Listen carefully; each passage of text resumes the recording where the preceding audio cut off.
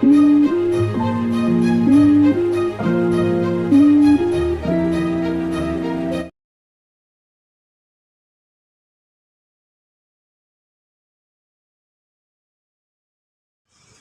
everyone, good morning. How are you all? So today let's discuss lesson number 2 from literature, Comedy of Errors. It is written by Shakespeare. He is considered as the greatest writer in English. He was a playwright and poet, and he wrote many plays, poems, and he was an artist also. His writings include Hamlet, Merchant of Venice, As You Like It, etc. Okay, so let's discuss about the play Comedy of Errors. This story is about, or this play is about, two sets of identical brothers. They are Antiphilus of Syracuse and his attendant Dromio of Syracuse. Then Antiphilus of Ephesus and Romeo of Ephesus. So the brothers were caught in an accident at sea and they separated. Then now Antiphilus of Syracuse and Romeo of Syracuse traveled to Ephesus in search of their brothers. But actually, Antiphilus of Ephesus and his attendant Romeo of Ephesus had no idea about their brothers are searching for them in Ephesus, in that city. Okay, then after that we can see that Antiphilus of Syracuse is telling his attendant and Romeo of Syracuse to keep the money safely at the inn. Now Antiphilus of Syracuse is alone. He is thinking about his brother. Okay, let's read scene 1. Antiphilus of Syracuse is thinking that Romeo is a good fellow, he is trustworthy, and he can also make me laugh when I am worried. But now nobody can cheer me up because I am totally confused and I am totally upset because I am searching for my brother. And I'm just like a drop of water which is searching for another drop of water in an ocean. So I don't know from where I can find my brother. A lot of people are here. From them, how can I find out my brother? He was thinking this. At that time, Dromio of Ephesus is coming. Okay, Dromio of Ephesus, not Romeo of Syracuse. So at that time, Antiphilus is thinking that it is his attendant, Dromio of Syracuse. Okay, but actually it was Romeo of Ephesus. And he is asking, why you came back so early? Then Dromio of Ephesus is telling, so early? I have come so late. It's already 12 o'clock and your wife is hot. The food is getting cold. He is telling this in a funny way. The food is getting cold because you haven't come. You haven't come because you have already eaten. So for your fault, you have to ask forgiveness. Okay. At this time, Antiphilus of Syracuse is thinking that his attendant is trying to make him happy. He's telling something funny. Okay. And he's asking, where did you keep the money? Where did you leave the money that I have given? At that time, Romeo is asking, which money you are talking about that you gave me last Wednesday that I have already paid for the saddler. Okay, then again, Syracuse is telling, stop joking. I'm not in a mood now. It's not the right time to talk jokes. Okay, so here Antiphilus of Syracuse couldn't identify that it was Romeo of Ephesus, not his attendant Romeo of Syracuse. Then Romeo of Ephesus also couldn't understand or identify that it was not his master, it was his master's brother. That is not Antiphilus of Ephesus, it was Antiphilus of Syracuse. Okay, so totally there was a confusion. Anyway, it is a funny scene, right? Romeo of Ephesus is telling, sir, please, you come with me. If I return without you, my mistress will punish me for your fault. So please come with me. I came here fast. And one more thing. Like me, your stomach should be a clock and the alarm should send you home. And no need of a messenger to call you. So your alarm should be your stomach. Okay. Then again, Antipholus of Syracuse is telling, please stop joking. This is not the right time. Where is the gold I gave you?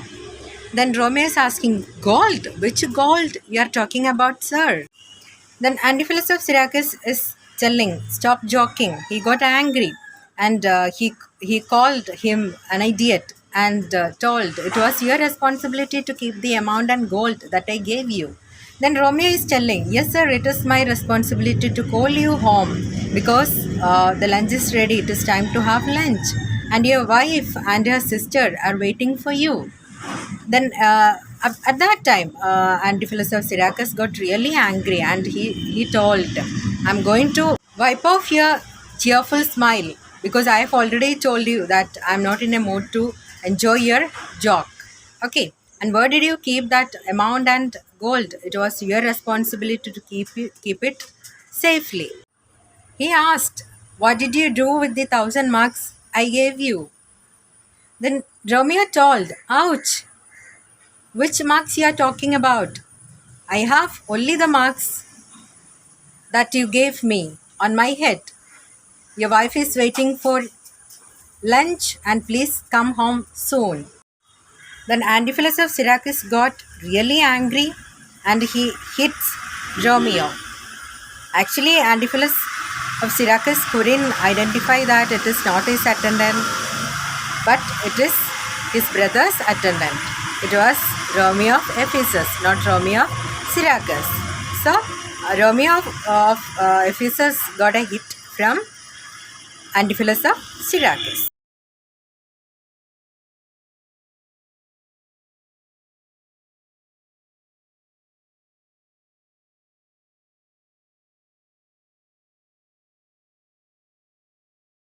Romeo exits from there. Antipholus of Syracuse, my God, this rascal has done something with all my money. They say this town is wicked, corrupt, full of cheats and swindlers. If that is true, I better leave the place quickly. I will go now to the inn and look for the rascal. I am terrified that my money is not safe. So Antipholus of Syracuse was really thinking about that the town, that city was full of swindlers, cheats, and wicked. So he wanted to go back to the inn and search for his attendant, and he wanted to know where did he keep his money and gold. When he reached the inn, he could find his money and gold there and also his attendant Romeo of Syracuse. Actually, Romeo of Syracuse was waiting for his master at the inn, and at that time, Antipholus of Syracuse scolded Romeo for playing such a prank on him. At that time, Romeo was really stunned, and he was thinking what his master was telling. Actually, he was waiting for his master at the inn. Meanwhile, Romeo of Ephesus goes back home and he meets his master's wife, his mistress, and told what had happened. At that time, Adriana is Antipholus of Ephesus' wife, and her sister also was there, Luciana. They two were really upset, and they came out. They goes in search of uh, Antipholus of Ephesus. Next, it is scene 2 at the inn. So, Adriana and Luciana are going in search of Antipholus of Ephesus, and they meet Antipholus of Syracuse instead. And at the inn, there were Antipholus of Syracuse and Romeo of Syracuse, then Adriana and Luciana also. Then Adriana had a lot of complaints. Why are you behaving like this? You are behaving like a stranger to me. I'm your wife. I'm your beloved wife. I had been waiting for you for the lunch. Why don't you come home? At that time, Antipholus Syracuse couldn't understand who were the women reached there. He was really confused and he asked his attendant, Romeo of Syracuse, that who were the women. Antipholus of Syracuse asked, What are you talking, ladies? Are you talking to me? I'm a new one here. I reached just before 2 hours, and I have known that I heard that this city is too strange. At that time, Luciana, Adriana's sister, is asking, "What are you talking, dear brother-in-law? We are not strangers. It is your wife." Luciana also added, "We had sent Romeo here to call you, but he came back and told that you had beaten him." Then Antipholus of Syracuse asked, "Romeo?" But actually, Romeo of Syracuse was helpless. He was there at the inn waiting for his master, and he didn't know anything about these ladies. And he asked, "No, sir, I hadn't met these ladies." But Luciana and Adriana told that yes, we had sent Romeo to call you. Then Antipholus of Syracuse asked, "What conspiracy you have done with these ladies?" Then Antipholus of Syracuse asked, "Then how does she call by our names?" But Romeo didn't know anything about these ladies. At that time, Adriana really got sad and she told, "You're trying to mock me with your attendant and come with me to our home." By saying this, she holds his arm and takes him to their home. As you see in the picture, they are going to Antipholus of Ephesus' home. Actually, it was not her husband, but her husband's brother it is, but they didn't know each other. Okay, it's really a funny scene, isn't it? Antipholus of Syracuse was really helpless. He had to go with Adriana to their home.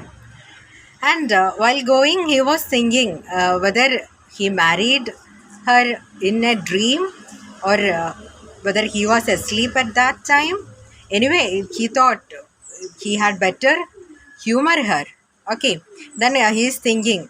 It was a fairy land, and surely there were witchcraft. Witchcraft means practice of magic. And also, there were goblins, owls, and sprites. And if they didn't obey them or follow them, surely they would kill them. Okay. And there is a phrase, you can see a phrase there, black and blue, which means bruises or discoloration of skin. Okay. And tell me, did you enjoy the lesson? Was it funny? Okay. Thank you.